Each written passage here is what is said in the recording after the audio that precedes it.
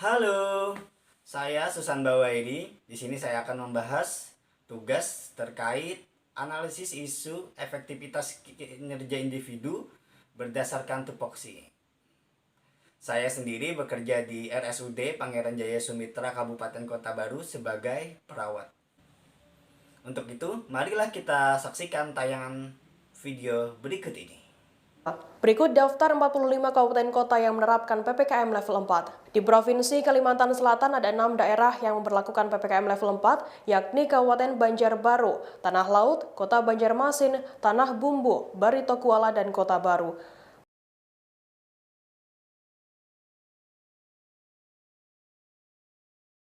Saudara, sudah ratusan tenaga kesehatan yang gugur dalam tugas merawat pasien COVID-19.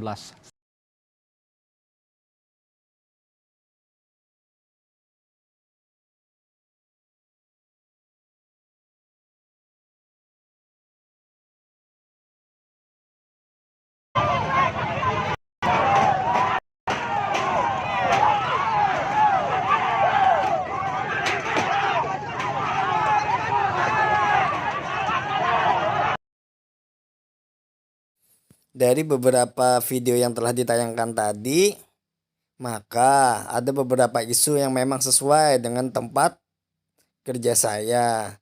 Jadi yang pertama itu banyaknya tenaga kesehatan yang terkonfirmasi oleh virus COVID-19. Yang kedua, pasien itu menolak untuk dilakukan perawatan di ruang isolasi COVID-19. Yang ketiga, keluarga pasien yang sering keluar masuk ruangan isolasi COVID-19 di instalasi gawat darurat. Nah, ini nanti takutnya menjadi penyebaran baru gitu dan malah terpapar seperti itu.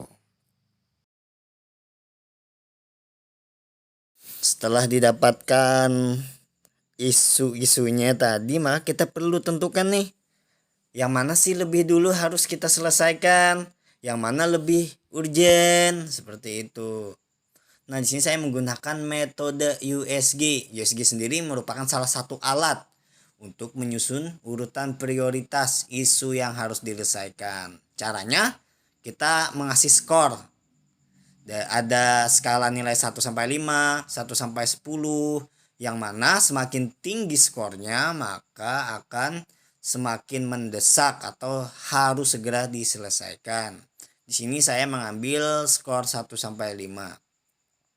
Nah, adapun urgensi, seberapa mendesak sih isu itu harus dibahas?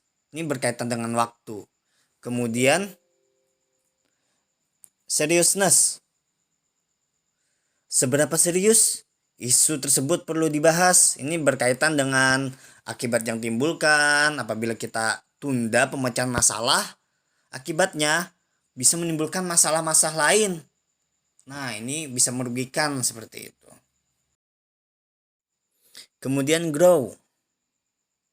Seberapa berkembangnya kemungkinan masalah atau penyebab isu itu akan memburuk bila kita biarkan.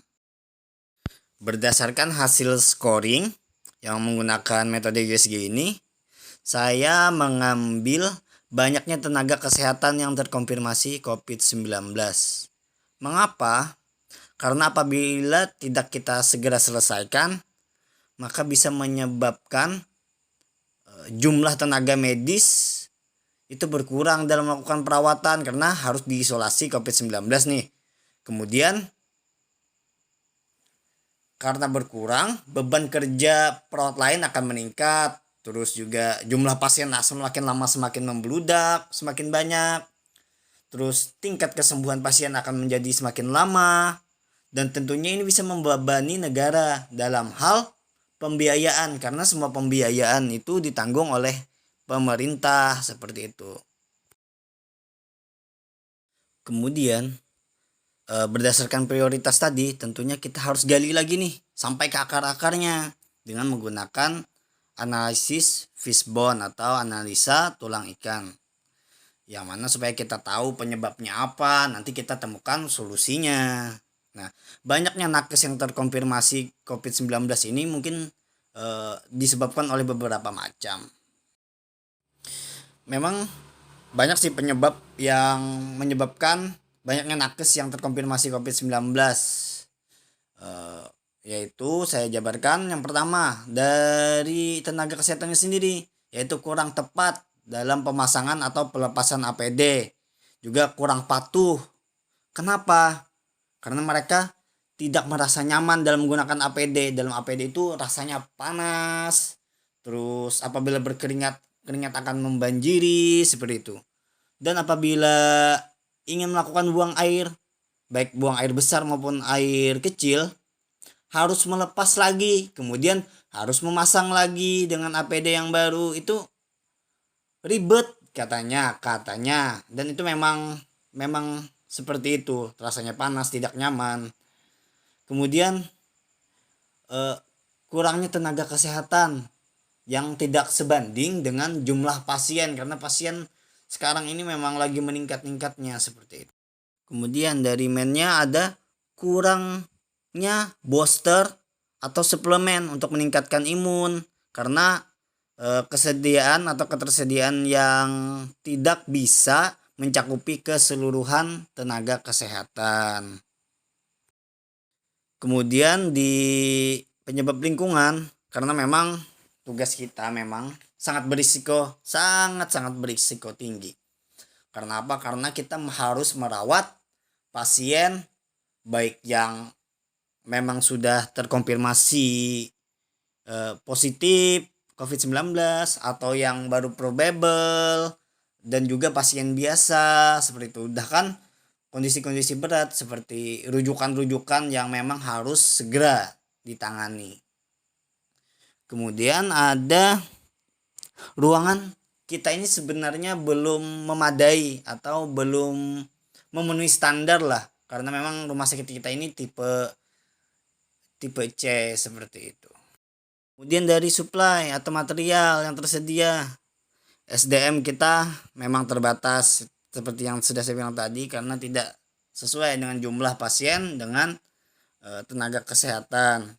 Kemudian ini memang sangat sensitif sebenarnya, yaitu insentif yang lama cair. Sebenarnya kebahagiaan tenaga kesehatan itu apabila memang cair seperti itu, insentifnya itu bisa meningkatkan imun. Iya, seperti itu.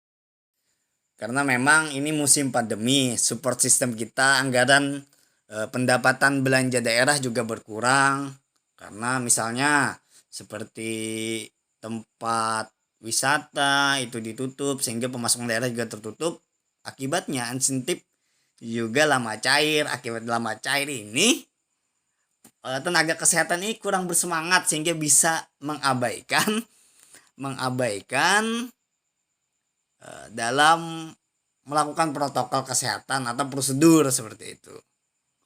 Kemudian tuntutan pekerjaan yang tinggi.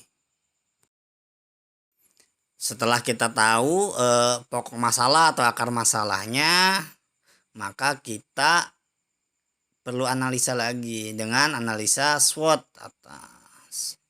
Yaitu prioritasnya tadi kan banyaknya tenaga kesehatan yang terinfeksi COVID-19.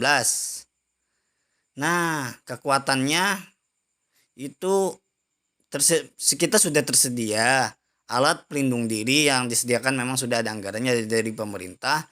Kemudian kita sudah punya standar prosedur operasional terkait penggunaan APD.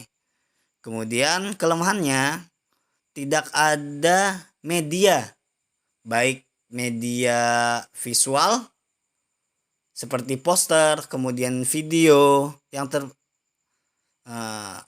menayangkan betapa pentingnya ketaatan dalam melaksanakan pelepasan atau pemasangan APD. Kemudian kita tidak punya ruangan khusus untuk memakai APD dan melepas APD, sehingga memang sangat berisiko terjadinya penularan atau pemaparan COVID-19.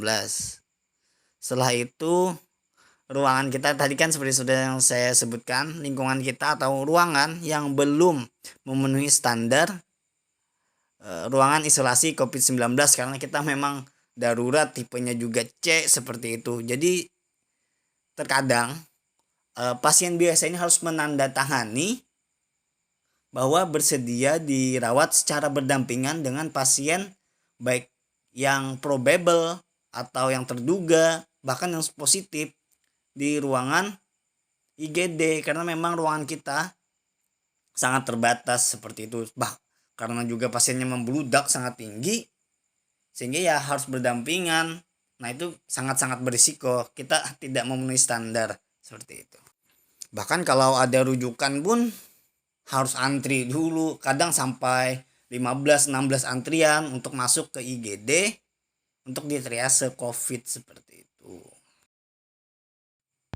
Selanjutnya kurangnya kesadaran individu, karena memang merasa aku ini kuat nih, daya imunku kuat, teman-temanku pada kena aku enggak. Nah, tanya seperti itu, tapi nyatanya mereka juga terkena karena memang kepatuhan kita dalam melaksanakan protokol sesuai dengan kaidah-kaidah atau standar prosedur operasi pemasangan dan pelepasan APD ini kita kurang seperti itu.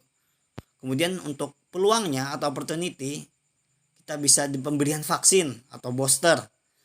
Kemudian suplemen untuk meningkatkan imun. Adapun ancamannya adalah yang jelas terpaparnya tenaga kesehatan oleh virus COVID-19, kemudian penuhnya pasien yang terkonfirmasi COVID-19 karena tenaga kesehatannya kurang untuk melakukan perawatan, tingkat kesembuhannya pun akan menurun seperti itu.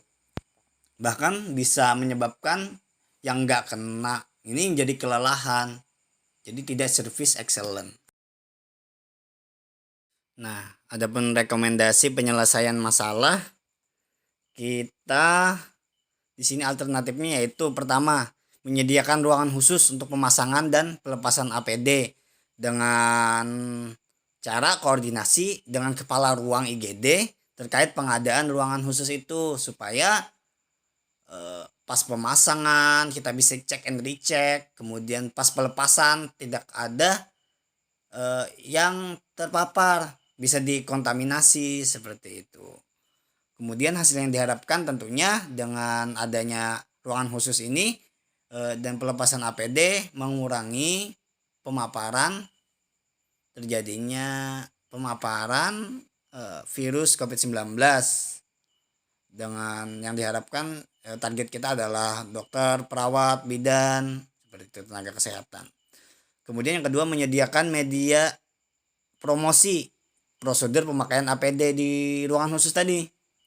Itu kita bisa mencetak poster nih, ditempel di ruangan khusus tadi, supaya pas melihat, oh ini urutannya nih, memasang dengan yang benar, kemudian melepas dengan benar, kemudian disinfektan dulu, mandi dulu, seperti itu, sehingga tidak terbawa kemana-mana, tidak menyebar seperti itu.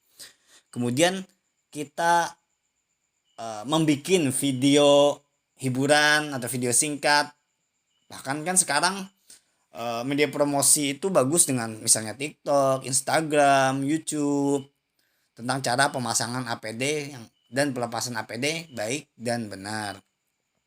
Tentunya kita harapkan tenaga kesehatan ini melihat, mengingat, dan melaksanakan sesuai dengan prosedur yang berlaku dengan adanya poster dan video ini. Target kita juga ya tenaga kesehatan, bisa juga yang lain. Kemudian pemberian vaksin. Ini penting nih bagi tenaga kesehatan biar imunnya kuat, sudah tubuhnya sudah mengenal virus COVID-19, dan apapun bila terjadi pemaparan tentunya tidak separah apabila tidak divaksin. Kemudian yang keempat, adanya penyediaan suplemen dan booster untuk peningkatan imun. Tentunya suplemen ini kan buat menambah imun, meningkatkan imun supaya tetap kuat, sehat. Nih, target kita juga tenaga kesehatan. Demikian yang dapat kami sampaikan, semoga ini bisa menjadi bahan acuan atau bahan pembelajaran bagi kita semua, bermanfaat bagi kita semua. Salam dari Pak Gaga. kelompok 4 angkatan 33 Latsar CPNS 2021. Salam Wani Hangit.